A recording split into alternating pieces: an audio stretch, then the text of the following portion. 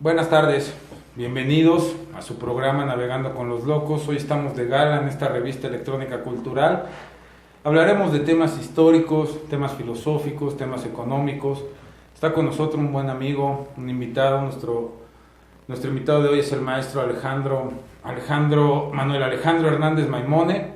Él es licenciado en Administración Pública y Ciencias Políticas por la Benemérita Universidad Autónoma del Estado de Puebla. Es maestro en Historia en el Instituto de Ciencias Sociales y Humanidades de la misma UAP.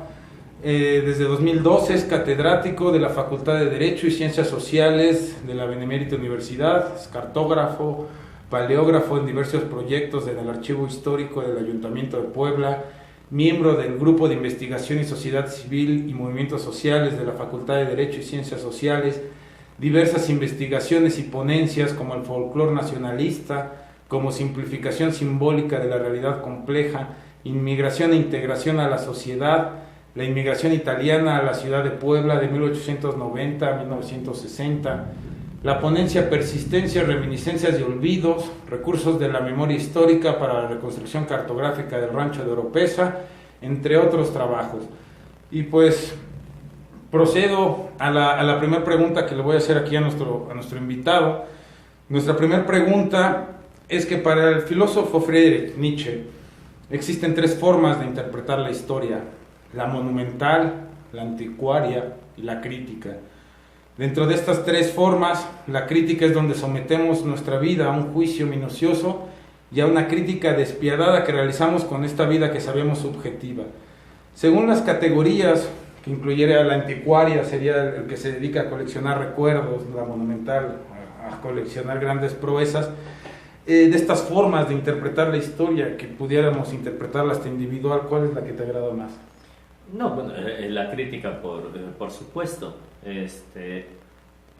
Lo que habría que contextualizar un poco para entender por qué sería la crítica, bueno, porque soy historiador profesional. Esta clasificación que hace Nietzsche, específicamente, más bien va a responder a un momento de ruptura para la disciplina de la historia. Para el momento que él está viviendo, el siglo XIX, todavía no está emergiendo la historia como una disciplina científica. Apenas están empezando a esbozar lo que tendría que implicar esta disciplina.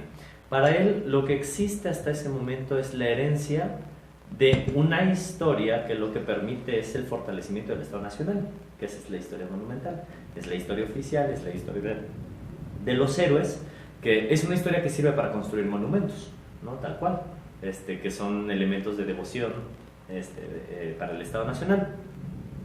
Y la historia anticuaria para él, o lo que él está observando, es precisamente los grandes coleccionistas, que es una tendencia muy propia del siglo XIX. Bueno, tan solo aquí en la ciudad de Puebla podemos observar estos coleccionistas como la familia Bello, ¿no? Que tienen casonas donde guardan un montón de elementos de la historia y de la geografía. Entonces, esto que él está observando no es más que una ruptura de lo que tendría que ser el siglo, que vendría para el siglo XX. Tendremos que esperar más o menos por 1930 para que ya no haya esta disyuntiva. O sea, la historia monumental ya no es historia, ¿no? Ya es una historia que se plasma en los libros de primaria para fortalecer el espíritu nacional. Es más bien una cívica, no una historia en sí. Y pues bueno, el coleccionista pues terminará siendo más bien un filólogo, ¿no? A partir de ahí tendrá toda una corriente, más que una historia, decantarnos entre esas tres, pues hay diferentes formas de hacer una historia crítica, ¿no? Que ahora es el debate mucho más complejo. Habrán diferentes, hacer una historia ¿para qué? Una historia para explicar el pasado por sí mismo, o una historia para explicar nuestro presente, que son en sí las dos grandes disyuntivas que hay en la Academia Contemporánea de la Historia. Bueno, te agradezco mucho. ¿Y cómo saber la verdad histórica? ¿Cómo saber, digámoslo así, una aproximación a la misma? ¿Se hace hermenéutica? ¿Se hace comparación de textos? ¿Qué se hace? No se puede aprender con H, una verdad histórica. Lo que nosotros hacemos desde la historia es entender las verdades históricas, verdades que son perennes, entender que hay verdades que en su momento eran tomadas como tal y que estas perecieron, ¿no? Podríamos pensar, por ejemplo, en los juicios de Salem. Si le preguntamos a la gente de ese momento, ¿las brujas son verdaderas?, la gente te va a decir que sí, ¿no? Esa es la verdad histórica de ese momento. Existe la brujería, y si tienen dudas de que existe la brujería, pregúntenles a la cantidad de mujeres que quemaron, ¿no? Una verdad incluso implica que la gente se muere por esa verdad. Ahora, ese régimen de verdad ya ha perecido, ¿no? Ya no tiene una explicación de nuestra realidad contemporánea. Ahora tenemos otras verdades construidas que en algún momento van a morir. Eso es lo importante, que creo que esta percepción, esta hermenéutica de la historia, lo que te tendría que invitar es a pensar que lo que tú consideras verdadero no es en sí una verdad en el sentido aristotélico como una verdad absoluta, sino que es una verdad que en algún momento va a morir cuando exista otro régimen de verdad. Y que esto va a venir después otra generación de historiadores que van a tratar de interpretar la verdad del día de hoy. Porque la verdad científica no es más verdadera que la verdad de las brujas. Ya, la verdad se pudiera establecer como un criterio subjetivo, ¿no? Es una verdad subjetiva que responde a una generación en estructura. Que esto nos llevaría a entender ese famoso adagio de que la verdad, la historia más bien la escriben los poderosos. Sería una línea Foucaultiana. Eso tendría que ver, ¿no? Desde dónde se están dictando esta noción de la verdad como un sistema de dominación. Ya, porque para entender sucesos históricos se debe entender la moral humana, decía Nietzsche en la genealogía de la moral, y el poder imperante detrás de ella. Foucault describió en el libro, describió muy bien el libro de la genealogía de la moral de Nietzsche. O sea, para formar una institución, la que sea, en cualquier país, se necesita establecer el poder. Y desde ahí se dicta la verdad. Así es. O sea, la fascinación de Foucault por Nietzsche, que esa es la gran novedad de Friedrich Nietzsche, es que no existe una moral, no existe una noción del bien y del mal. Que durante mucho tiempo los filósofos, desde la época clásica hasta el siglo XIX, los filósofos trataron de encontrar una verdad eterna sobre lo que implicaba el bien. Y entonces de repente Nietzsche nos dice, no, es que la moral se construye a través de una genealogía, la moral va evolucionando, la moral va cambiando, la moral se transforma, una moral se muere y nace otra moral. Entonces es cuando empezamos a perder los sustentos de la abstracción universalizante de lo que implicaría el bien y el mal. Y en ese sentido, a partir de esa reflexión de Nietzsche, es que precisamente Michel Foucault puede empezar a construir estas nociones del régimen de verdad, ¿no? Y de una moral que algo que en otro momento era bueno, hoy puede ser algo malo, como el hecho de antes era bueno torturar los cuerpos, como una forma de salvación del alma, y ahora podemos ver esto que es aterrador, ¿no? Un suplicio y el desmembramiento del cuerpo del supliciante, pues, actualmente es inconcebible, ¿no? Pero eso es porque existe una moral que se va construyendo a partir de los requerimientos del poder, ¿no? De una economía de los cuerpos, una economía monetaria, una economía de la productividad, etcétera, ¿no? Muchas economías, que también es otro aporte, ¿no? Pensar que esto se ve hasta inclusive en la biopolítica, por ejemplo, sí. De las últimas concepciones de Foucault. Él argumentaba este control sobre la sexualidad basado en el judeocristianismo, sí. Un control sexual que no había existido ni en Grecia ni en Roma, por cierto, que ahorita parece simplemente un remanente del judeocristianismo, ¿no? Esta noción del biopoder o de una economía del cuerpo, bueno, pues estará fundado en el pensamiento de Freud, que va a estar preocupado en el texto de El malestar en la cultura, ¿no? De cómo se genera, a partir de la represión, se genera esta necesidad de encontrar otras formas de liberación de las necesidades humanas Y eso se logra a través de los estados alterados de conciencia de las religiones, del sentido de comunidad que te proporciona la iglesia. Entonces, bueno, eso tendrá que ver un poco con estas economías del cuerpo y este biopoder, ¿no? El control del cuerpo, que habrá que darnos cuenta que en sí hay un mayor control del cuerpo actualmente, ¿no? Por momentos es atractivo pensar que el control del cuerpo era mucho más fuerte con la Inquisición, ¿no?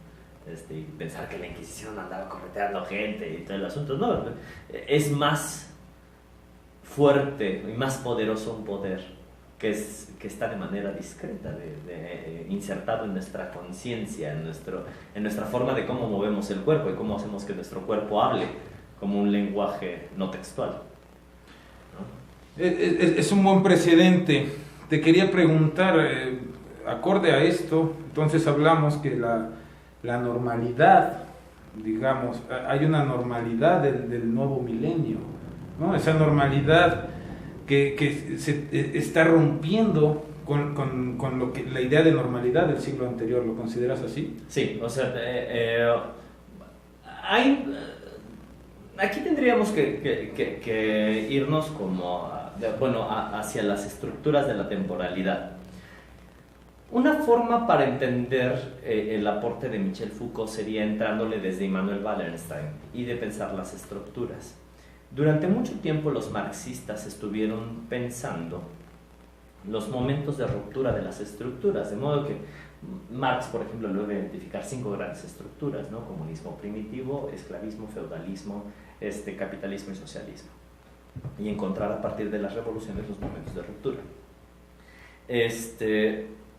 Michel Foucault va a estar interesado no solo en esos procesos de ruptura, sino también en los procesos coyunturales, ¿no? Donde hay estructuras que permanecen, pero hay sucesos que hacen pequeñas rupturas que fragmentan estas temporalidades de la estructura. O sea, no podemos pensar de una historia del capitalismo si tomamos a Immanuel Wallerstein, desde el siglo XVI hasta el día de hoy, un capitalismo que ha sido completamente homogéneo, sino hay que entender que hay sucesos históricos que fueron fragmentando esa estructura, y eso es lo que conocemos como coyuntura. Ahora, y a eso todavía hay que agregar otra tercera capa de sucesos, de tercera capa histórica, que son los sucesos, ¿no? Sucesos que es: salí de mi casa, me tropecé, y me fracturé la rodilla, ¿no? Eso no va a cambiar el régimen capitalista. Claro.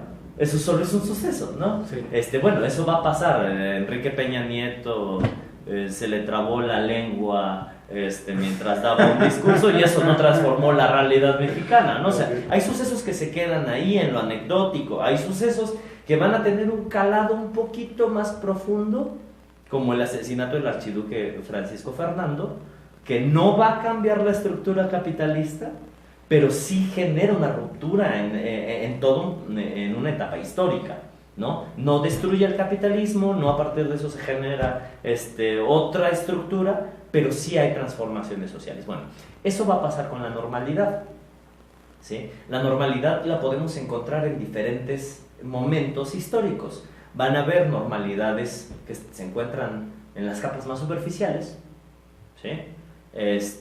Van a haber normalidades que las vamos a encontrar en la coyuntura, ¿no? Por ejemplo, no sería normal que hoy llegara con un bombín, o sea, normal en el sentido de la moda, de los códigos. De la moda, de los códigos, pero esto tampoco rompe el capitalismo, ¿no? Claro. Entonces sí hay diferentes niveles. Lo que hay que ver es los procesos históricos en todos los sentidos, la moral, la verdad, hasta dónde tienen un calado que permiten el rompimiento de una estructura, de una coyuntura o de un suceso, ¿no? Y eso nos llevaría a la siguiente pregunta.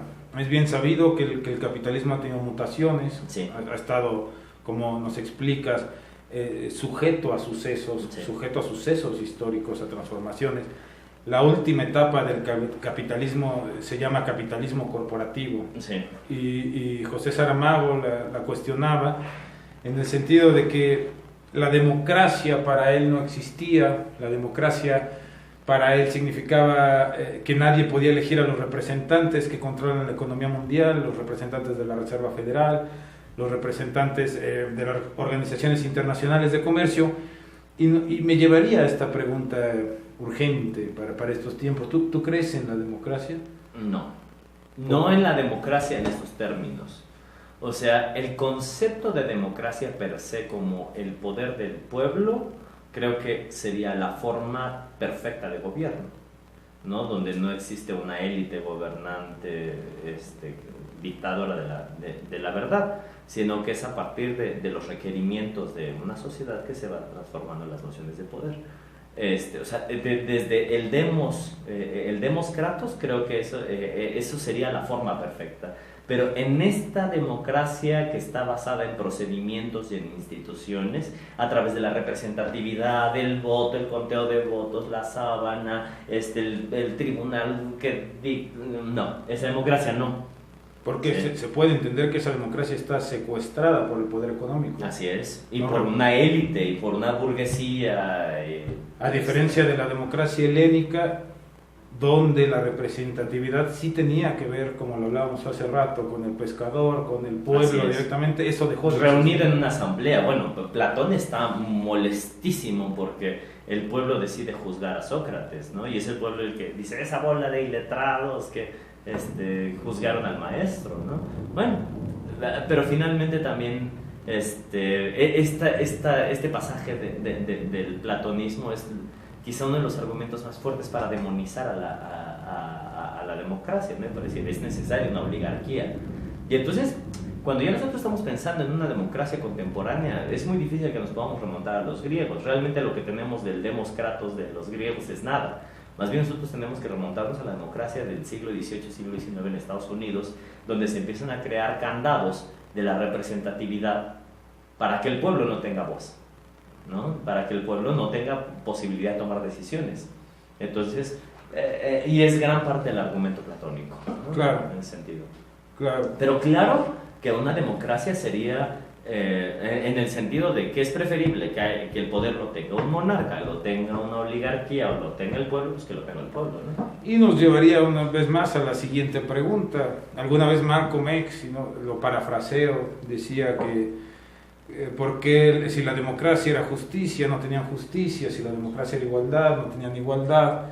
Y como dice otro personaje norteamericano del MIT, Noam Chomsky, las ideas de la Revolución Francesa, de la Ilustración, estas ideas de solidaridad, de dar impuestos a los desprotegidos, de seguridad social, de educación gratuita, de sindicalismo que defiende los buenos salarios, ideas de igualdad, ideas de justicia, de fraternidad. Todas estas ideas están siendo borradas de los votantes promedio. El miedo como realidad financiera dio resultado para ti, es decir, todo es tan frágil y precario en la actualidad en términos financieros individuales que resulta mejor callarse y obedecer. No, creo que los grandes teóricos, los filósofos, el norteamericano que está viendo la realidad, cuando ese romanticismo, cuando se topa con la pared de la realidad, se rompe en mil pedazos. Me parece, o sea, dejando a un lado los grandes teóricos, pensemos hasta qué punto el hecho de que no nos arrojemos hacia una utopía implica un miedo a las finanzas. Realmente no. Bueno, en México estamos aterrados actualmente, pero por el narcotráfico, el secuestro, el problema de la vida cotidiana, y no es precisamente algo que se esté dictando desde las grandes estructuras de Wall Street o del capital financiero, sino más bien es resultado de otros procesos, ¿no? Más complejos que eso, ¿no? No me imagino a George Soros diciendo que haya secuestradores en México y que les roben en la ruta 72, ¿no? No, o sea, esto es algo mucho más complejo. Claro que sirve el miedo, ¿no? El miedo desde los medios de comunicación, pero creo que esa no es la respuesta que nosotros necesitamos. Chomsky lo ve muy desde la sociedad norteamericana, ¿no? Desde la invasión comunista, pero en México, creo que en general en Latinoamérica, ese no es el miedo que tenemos. No tenemos tanto pavor al comunista, Foucault decía que para controlar a una población, la medida ideal es inyectarle Sí. miedo en el noticiero, inyectarle miedo en la cotidianidad, hacer del gobierno un paladín defensor de los grandes males, como en el caso de México, el narcotráfico. Cuestión curiosa en la modernidad, y te quería preguntar también sobre ese tema que aqueja la realidad nacional, porque si hablamos de esta noción Foucaultiana del miedo, eso fue lo que hizo en mucho tiempo el gobierno mexicano. Es que ¿no? yo creo que la noción paralizante no es necesariamente el miedo. La noción paralizante, y aquí me voy a meter en un problema teórico grave, es la noción del Estado-nación. Es que no es que los mexicanos nos organicen, los mexicanos no nos organizamos no por miedo, sino porque es imposible de organizar una territorialidad como México. Lo mismo le pasa a los argentinos, ¿no? Los argentinos no es que no se movilicen por miedo, es que no nos movilizamos porque es difícil en sí la cotidianeidad, ¿no? Hace un rato te decía, organiza, no pensemos en la revolución proletaria y de que se instaure el comunismo o algo así por el estilo. Organiza a tus vecinos para comprar una pipa de agua.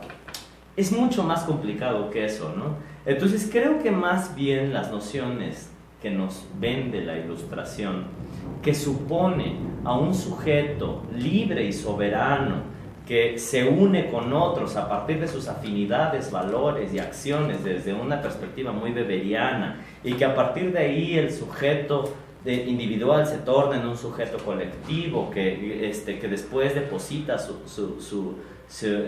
valores y principios sobre un representante. Todos esos son esquemas que invitan a la inmovilidad social en sí. Porque también aquí hay una cuestión, el miedo también nos podría mover a una revolución. El miedo también nos podría llevar a tomar las armas. Y sin embargo no lo hace. Creo que es más bien ante la incapacidad de los instrumentos que nos ha creado la Ilustración. El miedo es un buen medio de control. Es un buen medio de control, definitivamente. Pero no es el único, ni es el más fuerte. Porque no ha sido la estructura permanente que ha permitido que estas formas de organización elitista se mantengan desde el siglo XVIII hasta el día de hoy. No solo ha sido el miedo, ha sido el catolicismo, por ejemplo, ¿no? Que no precisamente, bueno, sí es el miedo al pecado, al infierno, pero también es la salvación. Aquí hay una cuestión que el catolicismo tendría que ver justamente con lo que empezamos abordando, que será la genealogía de la moral del brillante Nietzsche, ¿no? Como el valor católico nos hizo pusilánimes, nos hizo comodinos. Y lo interesante, por ejemplo, cuando ya no entiendes el catolicismo, sino el catolicismo mexicano, que es otra cosa. No es el catolicismo español, no es el alemán, el catolicismo mexicano. Los mexicanos, ¿para qué queremos a Cristo? Para que nos ayude a encontrar nuestras llaves, para que nuestro hijo termine la primaria. Entendemos que no es ni siquiera el infierno. Claro. Es que también es la venta de una esperanza. Que aquí de hecho, yo veo más a los protestantismos llenos de miedo que el propio catolicismo. Entonces son más estructuras paralizantes. Una esperanza también es paralizante. El realismo mágico es paralizante porque estoy esperando el milagro de que algún día nos toque un buen presidente de la República. Y niega la acción. O sea, no solo es el miedo, hay muchas formas que yo creo que ahí son las particularidades de cada uno de los países lo que nos va a llevar. ¿Por qué el miedo en Estados Unidos funciona bien? Porque el protestantismo se basa en el miedo en el infierno. Claro. El catolicismo tendrá otras formas, ¿no? de parálisis social a través del estatus, por ejemplo, a través del milagro, del realismo mágico, en fin, ¿no? Entonces, creo que en México, en Latinoamérica, centrarnos solo en la política del miedo no es suficiente para explicar la parálisis social. Creo que tendríamos que ampliar un poco más nuestras perspectivas. Y ese es el problema que yo tengo con Chomsky, ¿no? Que no lo podemos extrapolar de una manera pura a la realidad mexicana, ¿no? Es mucho más complicado que solo el miedo, ¿no? Como objeto de parálisis. ¿Tú qué alternativas propones al capitalismo imperante?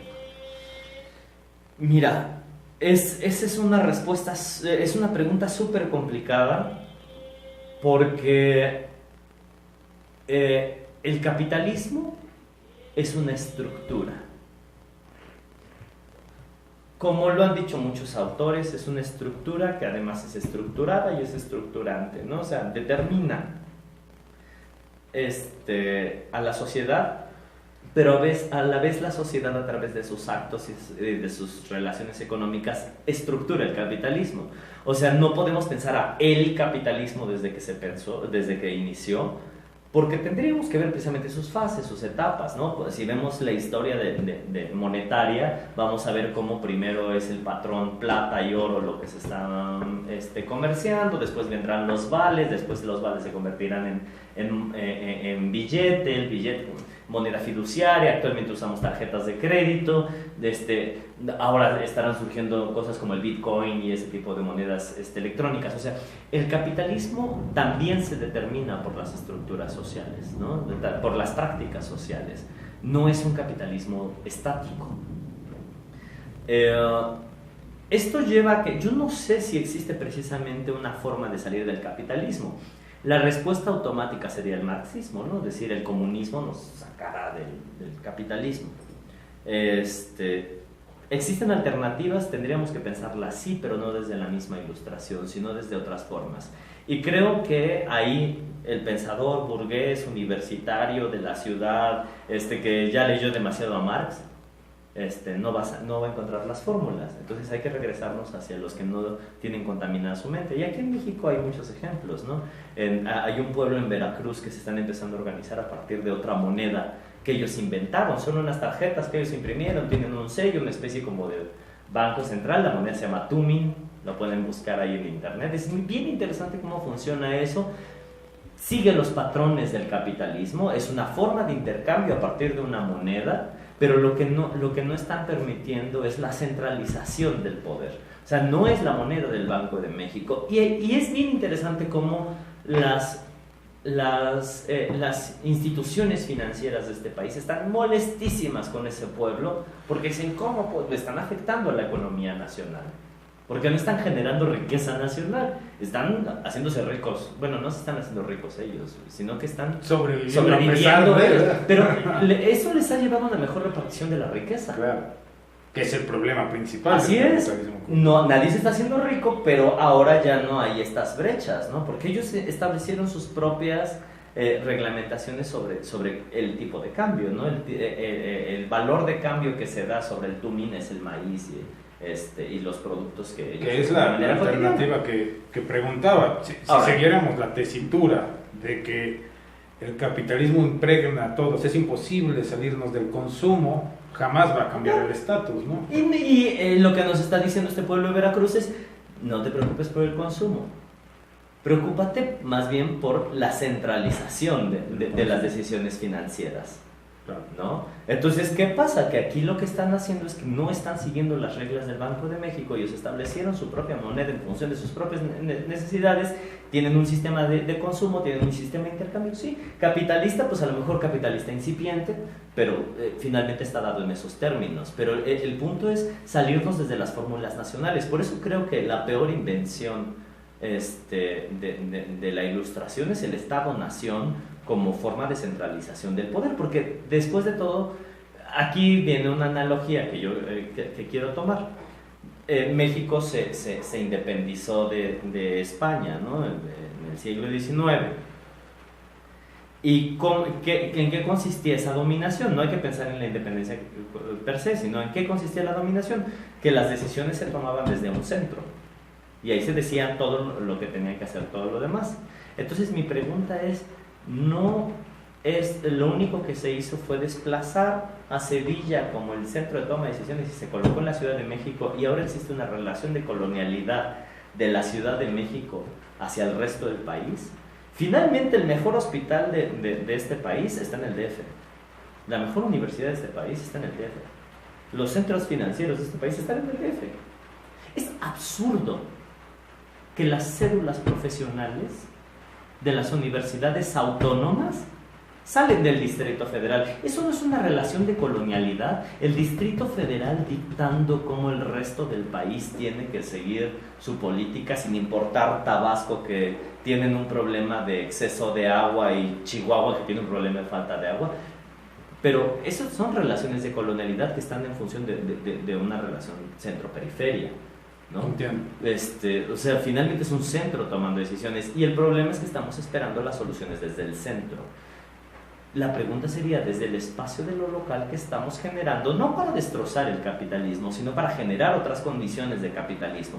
Y de verdad en la localidad, y lo interesante, no son los universitarios, no es la intelectualidad mexicana las que están generando las respuestas. En Oaxaca tenemos comunidades que tienen su propia línea de celulares, con sus propios aparatos de celulares. En las localidades tenemos radios comunitarias que están generando sus propios contenidos de televisión, de radio, en estos pueblos que están generando su propio sistema financiero. En Michoacán tenemos un pueblo que tiene su propio sistema educativo, con sus propios libros que están en Cherán. Ellos están generando todo un nuevo sistema educativo en función de las necesidades del pueblo de Cherán. Claro. Entonces no es salirte del capitalismo per se o buscarlo como tal, sino lo que hay que ver es dónde encontramos las respuestas para poder hacer una forma de comercio, de solución local, intercambio que beneficie a muchos centros, no a una concentración de los capitales. Y bueno, eso me llevaría a la pregunta final. Ha sido totalmente enriquecedor tenerte aquí para esta entrevista. Aclaras muchos puntos de vista, sobre todo aterrizados a la realidad, ¿no? Porque mucha ideología de izquierda, por ejemplo, alguna vez Oppenheimer entrevistaba a alguno de los representantes de la economía china y le contestaba algo interesantísimo, ¿no? Le decía, es que nosotros pusimos un McDonald's porque a pesar de ser comunistas, la riqueza hay que generarla. me dio mucha risa la respuesta del chino. No soy muy partidario de Oppenheimer, pero insisto que es muy esclarecedor este diálogo en esta tesitura, ¿no? Para ver cuáles son las posibles alternativas a una realidad tan compleja que estamos viviendo. Y concluimos que son alternativas locales, que no vienen necesariamente de los intelectuales, como decía Gabriel Said en El progreso improductivo, gran intelectual mexicano que rechazó los medios, rechazó la fama y se dedicó a decir justamente eso. Produce más un campesino, a veces que un egresado del ITAM, por decir una universidad, no es que tenga nada contra el ITAM, pero sí es un punto relevante, también aplica a la UAB y a la UNAM, ¿no? Produce más un campesino a veces que un universitario, y eso es dramático. Para empezar a generar algunas respuestas diferentes, creo que Michel Foucault marcó una pauta interesante. Nosotros podemos, los historiadores tenemos una forma de leer muy interesante, porque, bueno, si se hace desde una lectura crítica, generalmente lo que nos enseñan, o bueno, por lo menos en historia de la UAP, no es empezar a leer el texto, sino empezar a leer las notas al pie de página, porque tú desde ahí empiezas a ver el aparato crítico que tiene el autor. Y es interesantísimo en Vigilar y Castigar que prácticamente las citas que tiene sobre autores son mínimas. Y ese es un recelo que le tiene la academia a Foucault. Hay que ver las críticas que le hace Pierre Bourdieu, por ejemplo. ¿Y qué es lo que pasa? Que Michel Foucault trata de no contaminar sus interpretaciones de la historia a partir de lo que dicen otros autores, sino que su historia, él se definía en broma como un neopositivista, y es una historia ad fontes. Vete a las fuentes, ve qué es lo que está diciendo el cuerpo del supliciado, vete a ver qué es lo que está diciendo el juez, en vez de ir a ver qué es lo que decía Hegel sobre la ley, ¿no? Entonces, observar la realidad cotidiana sin estar metiendo necesariamente interpretaciones, a veces nos genera respuestas para no estar cayendo en los mismos ciclos. Porque ¿qué es lo que pasa? Pensamos en una transformación social y de inmediato entra Carlos Marx, nos ilumina, la revolución proletaria, ¿no? Pero es que en Cuba no funcionó bien porque mira, sí, ya lo sé, pero, y entonces es una estructura fetichizada. Pero es que el comunismo, mira, Rusia, Stalin, sí, pero, y volvemos a caer en la estructura del fetiche. Y el problema es que cuando nosotros estamos en realidades distintas, no podemos encontrar las fórmulas, que esa ha sido la gran panacea, ¿no? Entonces ahora estamos volteando a Uruguay, ¿no? Y queremos copiar el modelo de Uruguay. No, precisamente lo que hizo Uruguay es no copiar la fórmula. Eso es lo que tendríamos que copiar, no copiar la fórmula. Finlandia lo que hizo es no copiar la fórmula educativa, claro, sino observar su realidad cotidiana y a partir de ahí generar un pensamiento propio, original, que no necesariamente se genera desde el gran pensamiento de las élites. Porque también eso es lo que hay que pensar, que mucho de esto es pensamiento que se está dando desde una élite universitaria, ¿no? Entonces empezar a generar nosotros nuestras propias observaciones a partir de la realidad cotidiana. Y la cuestión es, hay que voltear hacia lo que no es urbano, capitalista, ¿sí? Porque estamos dando respuestas al capitalismo desde el capitalismo, ¿no? Desde este capitalismo de la ciudad. Hay que voltear al pueblo, hay que voltear para ver ellos qué formas están teniendo de vida fuera del capitalismo incluso. Porque a veces el problema es que no podemos pensar una vida sin capitalismo. Pero hay lugares donde no se usa moneda. Hay lugares donde no hay señal de celular. Entonces nosotros decimos, no, pero sin internet no podemos vivir. Hay lugares donde viven sin internet. Y probablemente en esos lugares es donde está la respuesta a lo que nosotros necesitamos saber. No quiere decir renunciar al internet, pero sí ver otras formas de socialización que no precisamente será la revolución proletaria, ¿no? Sino otras formas de resistencias, otras formas de transformación de la realidad cotidiana a partir del contacto directo con la comunidad, ¿no? Decía José Luis San Pedro, brillante economista español, fallecido en 2013, que para él existían dos tipos de economistas.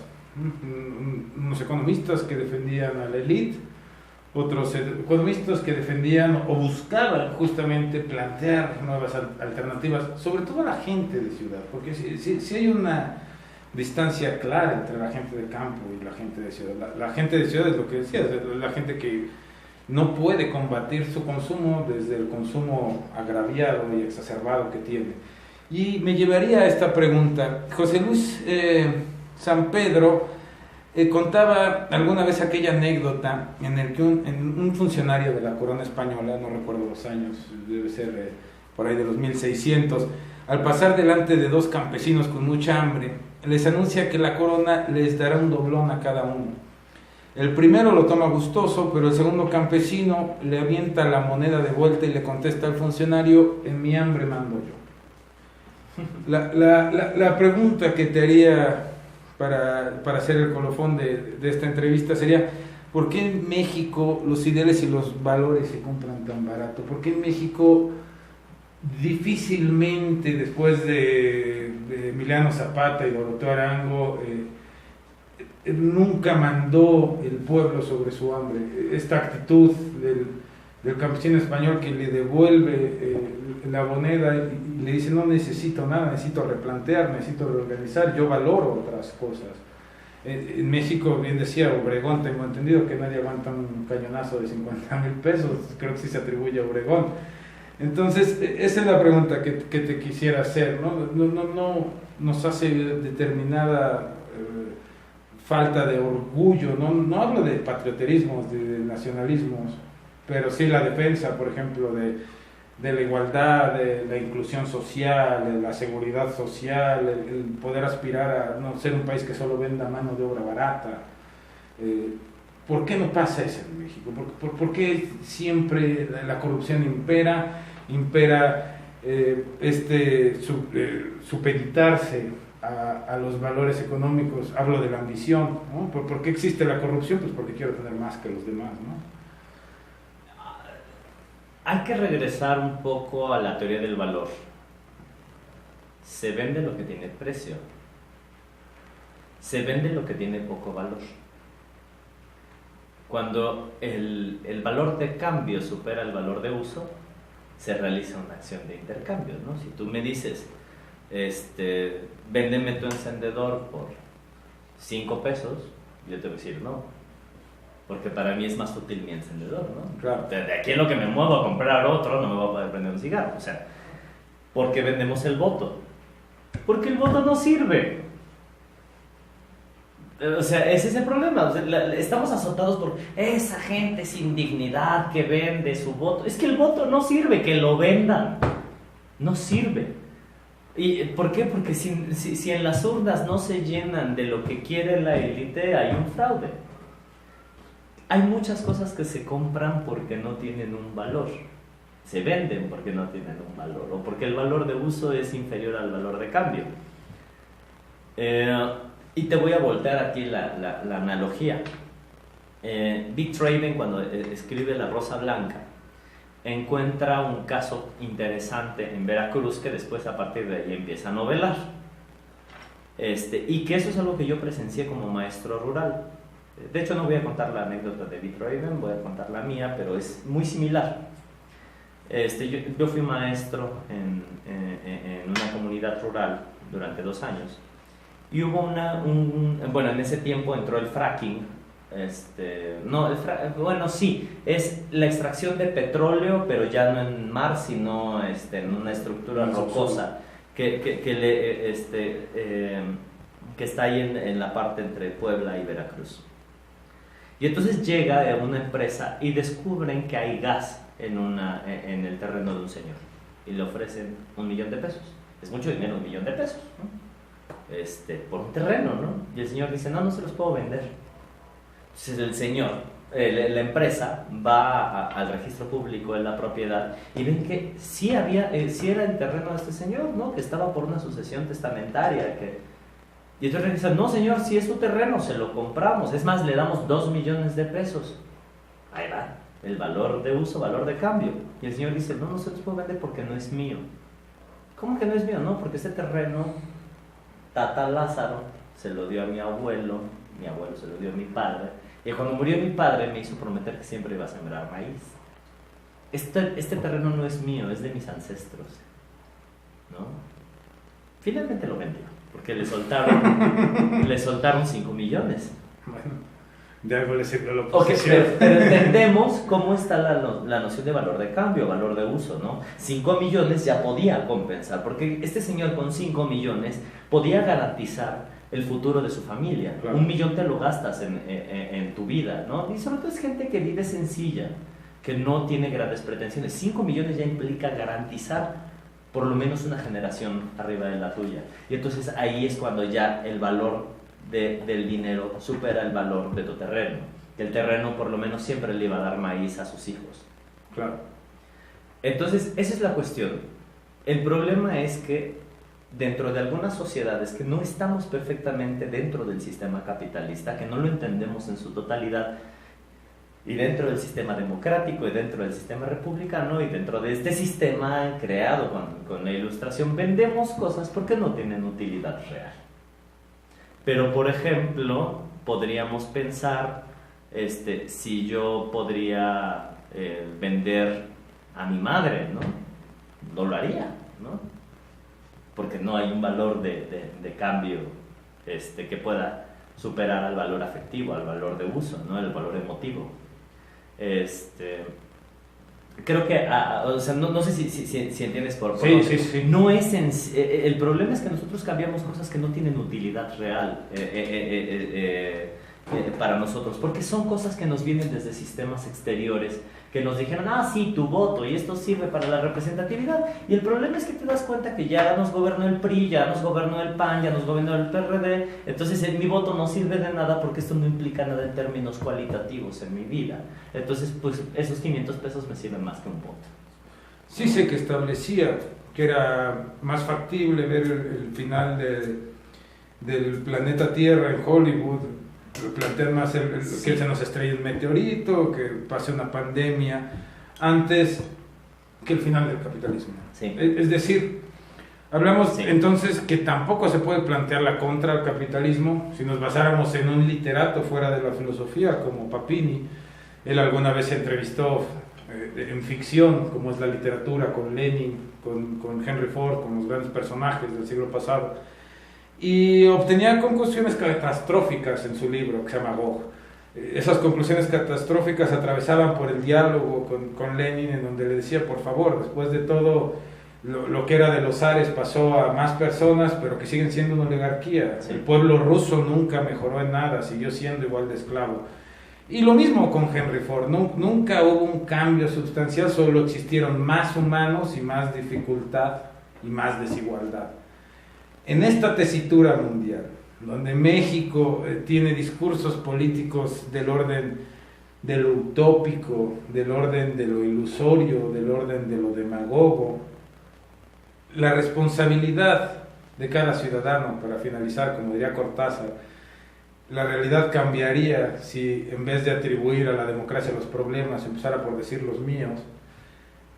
Ese pensamiento en México tú lo ves inalcanzable, que el mexicano ordinario de cualquier ciudad, no hablo del campo, diga, pues sí, antes que criticar al PRI, yo soy un pequeño priista por esto, esto y esto. Mira, habrá que ver en sí qué entendemos por capitalismo. El capitalismo como el sistema económico que implica una productividad para intercambiarla por dinero y que existe una posibilidad de acumulación de capital a partir del intercambio de productos, y que esto implica la alienación del trabajo, de los hombres y bla, bla, bla. Eso sí lo podemos ver, se está destruyendo. Esto yo no sé si sea el fin de lo que entendemos por capitalismo, pero por lo menos de esa definición de capitalista, de capitalismo un poco apegado al marxismo, se está destruyendo. ¿Y cuál es el dato empírico? El millennial. Y este es un fenómeno bien interesante porque es el capitalismo destruyéndose a sí mismo. A ver, y te pregunto a ti, te volteo la entrevista. ¿Por qué tú no estás trabajando ahorita en una fábrica? Por una cuestión de tiempo. No disfrutaría vender mi tiempo. Aquí viene una cuestión bien interesante. Es que nosotros no estamos trabajando en una fábrica por la relación de valor de uso, valor de cambio. Nuestros papás sí entraron a trabajar a la fábrica o entraron a trabajar al sector público o algo así. ¿Por qué? Porque te ofrecían un contrato, te ofrecían jubilarte, pensionarte, un sindicato, préstamos para comprarte una casa, educación, salud, etc. Entonces tu papá podía decir, voy a alienar mi tiempo porque vale la pena la productividad. Y entonces, ¿qué es lo que pasa? Nosotros, ya como generación millennial, odio ese apelativo de los millennials, pero sirve para entender lo que te estoy diciendo. Entras a trabajar en una fábrica y te dicen, ¿qué crees, mano? Pero tu contrato es temporal. Y te voy a pagar el salario mínimo. Y no tienes derecho a jubilación ni pensión, porque además como te están renovando el contrato cada medio año, no va a haber esto. Y además, ¿qué crees? Que ya tampoco va a haber IMSS, ¿no? O sea, seguridad social. ¿Y qué crees? Que la educación probablemente se va a privatizar. Y entonces tú dices, ¿qué sentido tiene alienar mi tiempo si no voy a obtener más que corretear la comida de manera cotidiana? Y entonces, ¿qué es lo que está pasando? Las empresas el día de hoy se están quejando de los millennials porque no se enganchan con una empresa. Y están rotando y se salen y se vuelven freelancers y todo el mundo quiere ser empresario en su casa. Porque no vale la pena alienar mi vida por un salario de 4,000 pesos mensuales. Y aunque fuera más el salario, subrayando las sociedades líquidas, las sociedades de consumo, de Chung Han, de estas sociedades que teorizan estos brillantes filósofos contemporáneos, sí haría un énfasis en lo que acabas de decir. Mujica, el presidente de Uruguay, decía justamente en una de sus célebres entrevistas que el problema de las sociedades de consumo es que el consumidor promedio no alcanzamos a entender, no alcanzamos a vislumbrar que lo que estamos comprando es tiempo de vida. Es decir, podemos empeñar nuestro tiempo en el freelance, en lo que nos dé dinero, lo que sea que dé dinero, pero ese dinero siempre lo supeditamos a un consumo. Sí. Y ese consumo que hacemos es tiempo de nuestra vida. Eso es lo invaluable. Decía una vez más José Luis San Pedro, ¿no? El problema de que el tiempo es oro, no, el tiempo no es oro, el tiempo es vida. El oro puede ir y venir, y para ejemplos miles, pero la vida no. Pero retorno al caso del obrero mexicano de los 50. Es que trabajar en una fábrica te implicaba la posibilidad de por lo menos garantizarte unas vacaciones a Acapulco cada medio año. De una vida acomodada, al menos una vida segura. Tranquila, ¿no? Seguridad. Ahora ya ni siquiera tenemos estas posibilidades. Entonces, ahí es donde el propio capitalismo, a través de estos sistemas de apertura comercial, se están poniendo la traba, porque aquí viene algo interesante, y aquí hasta es un comercial. Bueno, yo soy profesor universitario, pero además imparto talleres de manera autónoma sobre metodología de la investigación. Aquí en términos económicos yo no soy productivo, porque no estoy produciendo nada. Los servicios no generan riqueza, solo la redistribuyen. Entonces estamos entrando en un nuevo sistema donde todos estamos metidos en el ámbito de los servicios, porque un cocinero no está produciendo, no está sembrando, no está generando maquinaria. Claro. Solamente estamos redistribuyendo la riqueza. Estamos moviendo el capital.